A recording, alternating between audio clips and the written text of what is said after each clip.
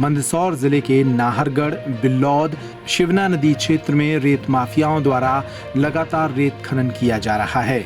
कई दिनों से शिकायत सामने आ रही थी कि रेत माफिया यहां रॉयल्टी पास के रूप में एक फर्जी टोकन चला रहे हैं और इसी फर्जी टोकन के माध्यम से ट्रैक्टरों को बालू बेचने में जुटे हुए हैं। इस मामले की शिकायतें मिलने के बाद खनिज विभाग की नींद टूटी। खनिज अधिकारी आकांक्षा पटेल के नेतृत्व में भारी पुलिस बल ने शिवना नदी इलाके में ताबड़तोड़ कार्रवाइयां शुरू कर दी। पिछले 24 घंटों के भीतर की गई कार्रवाइयों के दौरान कुछ जेसीबी मशीनें और ट्रैक्टर खनिज विभाग ने पकड़े हैं। आकांक्षा पटेल, जो कि जिला खनिज अधिकारी हैं, उन्होंने खुद बताया कि कार्रवाई के दौरान यहां से कुछ फर्जी टोकन भी पाए गए हैं। इन्हीं फर्जी टोकन के आधार पर रेत का अवैध कारोबार चल रहा था। इसमें यह है कि ग्राम बिल्लौद में हम लोगों को शिकायत मिल रही थी काफ़ी टाइम से। कलेक्टर महोदय ने निर्देश भी दिए थे, तो 3 जेसीबी हमने अवैध खनन करते हुए पकड़ी है और ट्रैक्टर्स पकड़े हैं। कुछ के पास ऑनलाइन रसीद है, तो वो वेरीफाई होने के बाद हम क्लियर करेंगे कि सही है या गलत है। और कुछ के पास टोकन मिले हैं जो कि वैलिड नहीं है।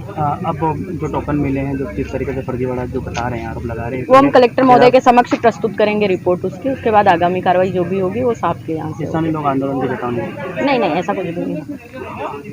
अब सवाल ये उठ रहा है कि अगर फर्जी टोकन के आधार पर रेत बेची जा रही थी तो शासन का राजस्व चुराने वाले लोगों के विरुद्ध अब तक धारा 420 यानी धोखाधड़ी में मुकदमा क्यों नहीं दर्ज किया गया।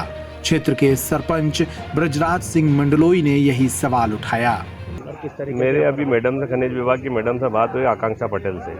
उनने ये कहा कि ये रसीद है, ये फर्जी है। तो मेरा ये कहना है कि जब रसीद फर्जी है और रॉयल्टी की बता रहे हैं तो उन पर 420 का केस बनना चाहिए और इनका खनिज माइंस चोरी का केस बन रहा है।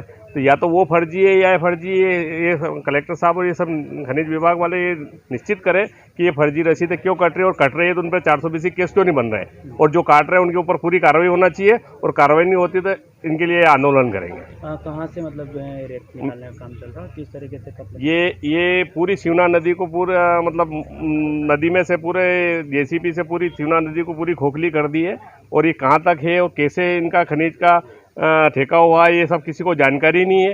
वो पूरी जानकारी सबको मिलना चाहिए और खनिज विभाग को भी जानकारी देना चाहिए कहाँ माइल्स है और कहाँ नहीं। क्या लगता है, आपने कहा कि आंदोलन करेंगे, किस तरह का आंदोलन?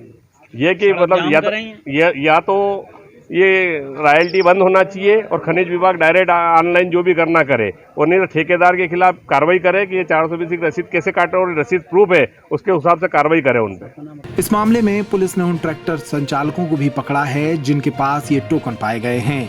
उनका कहना है कि रेत माफियाओं ने उन्हें टोकन रॉयल्टी पास के रूप में दिए थे। इसमें उनका क्या दोष है?